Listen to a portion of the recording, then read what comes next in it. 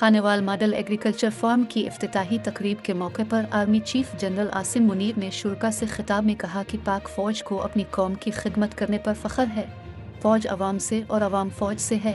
हमने फ़ैसला किया है कि पाकिस्तान को मौजूदा बहरान से निकाल कर दम लिया जाएगा। पाकिस्तानी गैरतमंद, गयूर और बासलाहियत कौम है। तमाम पाकिस्तानियों ने भिखारी का कशकोल बाहर अलिफाटे कर फेंकना है। अल्लाह ताला ने पाकिस्तान को तमाम नेमतों से नवाजा है। हमें दुनिया की कोई ताकत तरक्की करने से नहीं रोक सकती। पाकिस्तान में ज़री इनकलाब आकर रहेगा।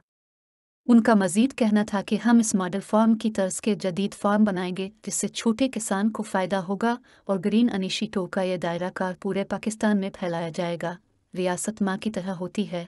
अवाम और रियासत का रिश्ता मोहब्बत और एहतराम का है।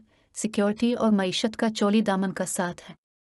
आर्मी चीफ ने तकरीब के शरका को मुखातिब करते हुए अल्लामा इकबाल का शेर पढ़कर मुल्क व मिल्लत के हर फर्द की मुल्की तरक्की में अहमियत पर जोर दिया।